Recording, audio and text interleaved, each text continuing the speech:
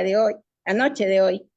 Y bueno, yo lo que quería empezar primero es que tú como especialista y experto en el tema de derechos humanos nos expliques en forma sencilla qué es esto de la desaparición forzada. Cuando hablamos de desaparición forzada, ¿a qué nos estamos refiriendo? Bueno, gracias por la invitación y un saludo a todas las personas quienes nos están escuchando. Básicamente la desaparición forzada es la detención de una persona y su posterior incomunicación donde tiene la participación agentes del Estado o particulares con la aquiescencia de agentes del Estado. Eh, es un delito, pero también es una grave violación a derechos humanos. Tiene esta doble dimensión. Afecta bienes jurídicos, pero también afecta derechos reconocidos por la Constitución y por instrumentos internacionales de derechos humanos. Y no solamente afecta un derecho, sino varios. La integridad personal, la libertad, la vida, entre otras cosas, ¿no? Por eso se dice que esta figura de la desaparición forzada eh, es pluriofensiva, afecta un sinnúmero de derechos. Y dejar claro que tiene estas dos dimensiones. Es un delito, pero también es una grave violación a derechos humanos y por lo tanto, al ser también una grave violación a derechos humanos, es sujeta de esto que se llaman acciones constitucionales, particularmente el habeas corpus, ¿no? Es algo que aún no termina de entender Fuerzas Armadas ni el Ministerio de Defensa, en el cual apelan la sentencia habeas corpus que se ganó, que reconoce la desaparición forzada, diciendo que se adelantaron criterios para un presunto cometimiento de delito, cuando lo que se reconoció es el hecho de la desaparición forzada, es decir, de la detención, de la privación de libertad de una persona, su posterior incomunicación y una participación del Estado en esto. En este caso, Fernando, hola Gonzalo, ahí nos está acompañando Gonzalo también. Hola, buenas noches. ¿Cómo estás, abogado Fernando? Abogada Consuelo, ¿cómo están? Muy buenas noches. Sí, bueno, pido disculpas por pequeños inconvenientes técnicos bueno, que he tenido y que, bueno, ya estoy aquí activo y me gustaría hacerte algunas preguntas, querido Fernando. Por favor, permítemelas hacerlas. Comenzamos. Fernando, un caso particular, bueno, si bien es cierto, hubo un caso de desaparición forzada, pero ya teniendo el cierre del año, ya se podría decir que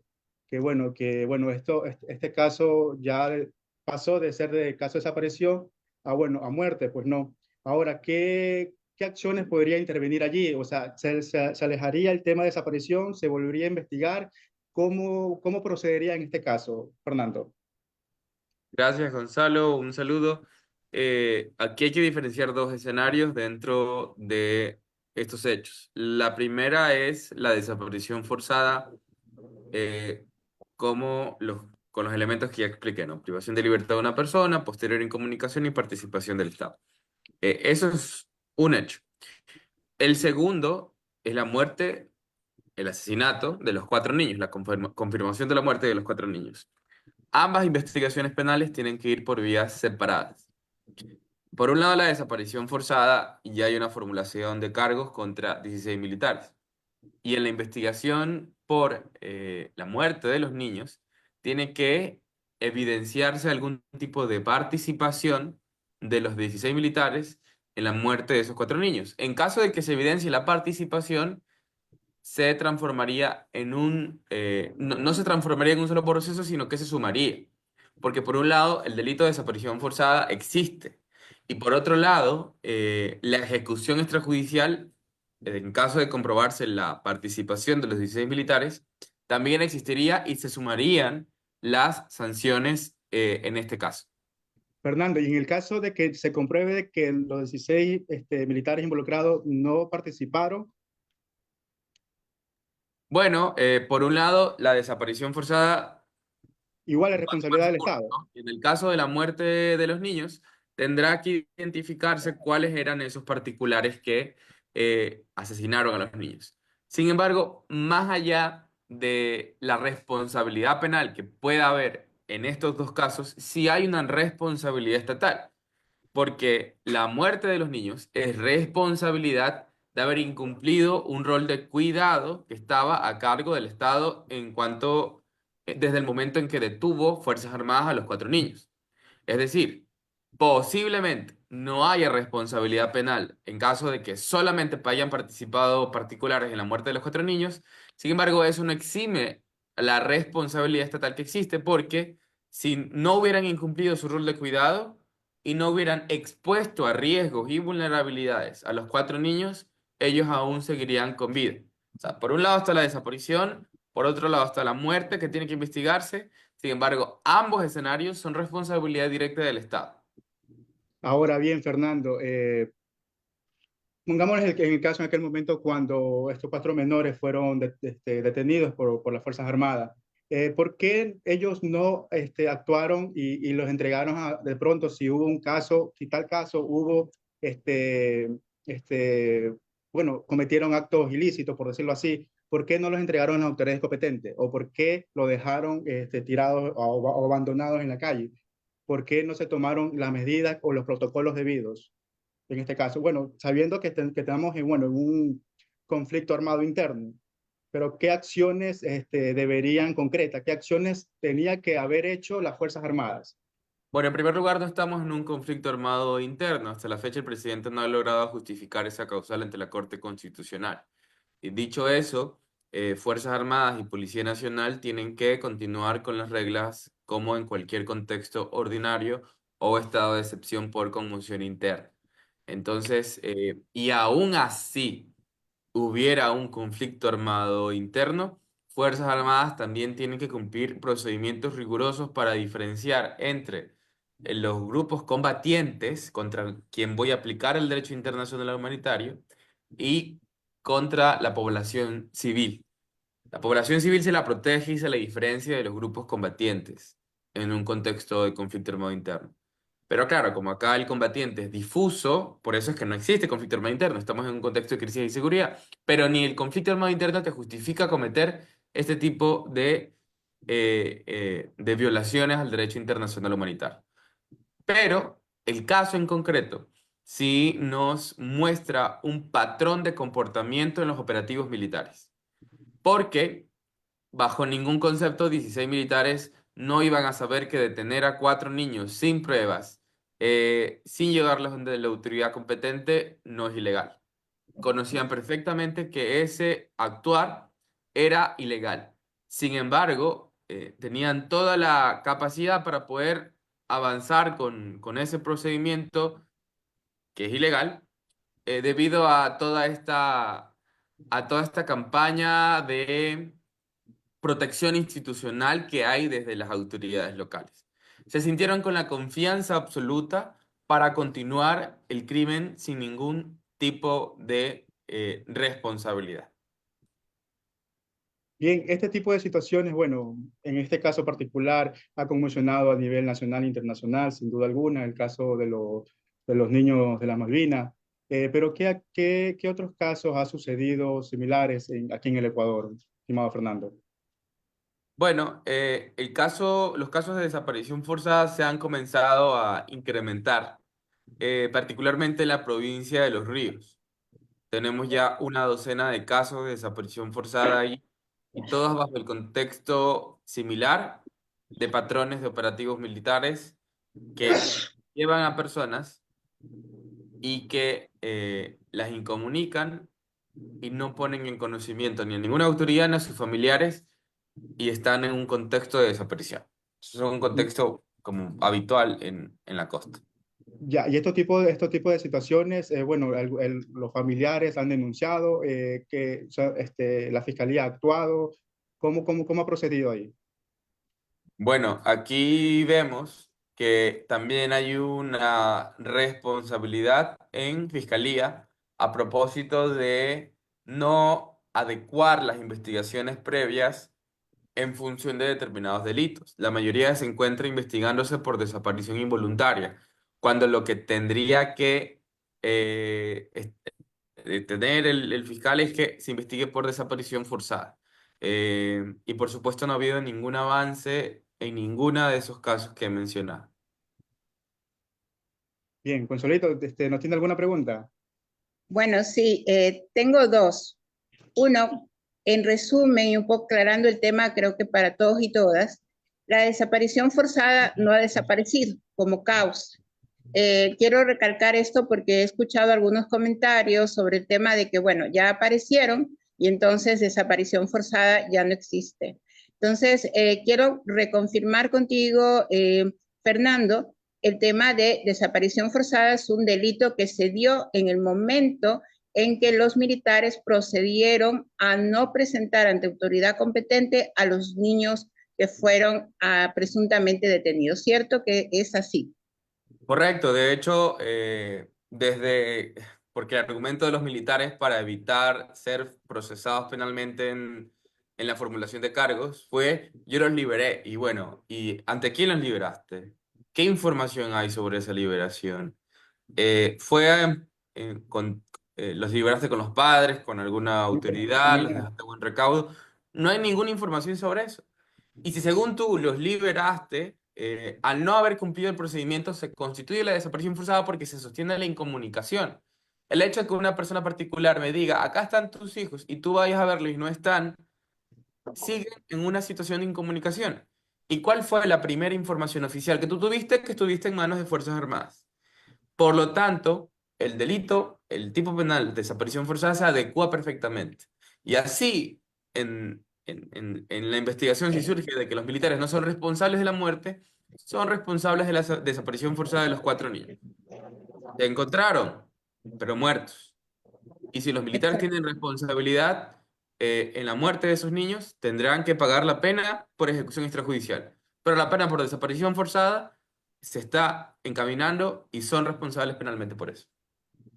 Sin duda, Bien, la precarización y el tema de la situación actual, de esta lucha contra la inseguridad, que al mismo tiempo es un conflicto, de acuerdo al gobierno, pone en peligro a mucha población. ¿Qué consejos tú darías a los adolescentes, a los jóvenes, a los padres, de cómo proceder o qué deberíamos hacer en caso, porque nos puede pasar a cualquiera, de que algo así nos pasara? A veces es como que las personas no creemos que nos puede pasar y en realidad sí, estamos expuestos a que nos pase. Tú como abogado, como experto en derechos humanos, ¿qué recomendaría a la ciudadanía con el tema de qué hacer en caso de que nos suceda? Bueno, en primer lugar, si somos familiares de esta persona que no aparece, acudir inmediatamente ante Fiscalía. eh, y solicitar las medidas urgentes conforme establece la ley de personas desaparecidas, porque las primeras horas son importantes. Si yo llego a conocer indicios, y cuando me refiero a indicios, no necesito, no son certezas, no es que sea el nombre, el apellido y el comando del militar que participó en el operativo, el militar o policial. Si tengo indicios de participación de funcionarios públicos, tengo que solicitar que se investigue como desaparición forzada. Porque hay una serie de estrategias que como ciudad, como fiscalía se puede hacer. Solicitar bitácora, solicitar cámaras de seguridad y los primeros minutos son vitales. Lo segundo es acudir ante una organización de derechos humanos que conocen los protocolos para activar en casos de desaparición forzada. Si tú eres una víctima de detención arbitraria, de tortura, lo primero que tienes que saber es que dentro de las 24 horas de la detención te tienen que poner ante una autoridad competente y también poderte facilitar el contacto con un familiar o con un abogado. Entonces es importante siempre exigir eso. Em, y lo tercero, pensar en que la participación de los militares en las calles, si bien es cierto, tiene una finalidad válida, que es el combate al crimen organizado, no es menos cierto que no es que tienen poderes absolutos para el combate a la inseguridad. Tienen que seguir reglas en específico. Y tengo que yo animarme a denunciar el incumplimiento de esas reglas.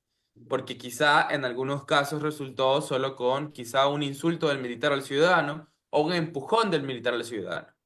Pero la mayoría de otros casos termina, por ejemplo, en el caso de los cuatro niños de las Malvinas, desapareciendo eh, y siendo asesinados. O como el caso de Carlos Bequipanac, siendo asesinados. Entonces, no hay que minimizar en lo absoluto ningún comportamiento ajeno a los procedimientos que rige el actuar de Fuerzas Armadas. Estimado Fernando, ¿qué Excelente, Fernando. responsabilidades legales, perdón, Consuelito, qué No, no. responsabilidades legales podrían recaer en el caso de que los 16 involucrados, los 16 militares, pudieran ser en este caso responsables? Eh, Perdón, se entrecortó un poco. ¿Qué responsabilidades? Legales podrían recaer en ellos, en los 16 militares involucrados. Bueno, por un lado está la pena privativa de libertad de desaparición forzada. Sí, Eh, y por otro lado, en caso de la participación del asesinato de de los cuatro niños, se transformaría también en una ejecución extrajudicial. Entiendo que ambos tienen una pena privativa de libertad de 26 años y ahí habría que hacer un concurso de infracciones, un concurso de penas, perdón, y establecer cuál sería el promedio en que cumplirían la pena privativa de libertad los militares. Consuelito. Sin olvidar, Fernando, el tema de las reparaciones, ¿verdad? El Estado estaría condenado, sentenciado a algunas reparaciones. ¿Como cuáles, Fernando? Bueno, aquí hay una serie de reparaciones que es importante mencionar que las familias tienen el derecho de acceder. La primera son las garantías de satisfacción, que es el reconocimiento del hecho. Y aquí no solo tienen que reconocer los 16 militares, sino todas Fuerzas Armadas, de que integrantes, miembros de sus filas, desaparecieron forzadamente a cuatro niños.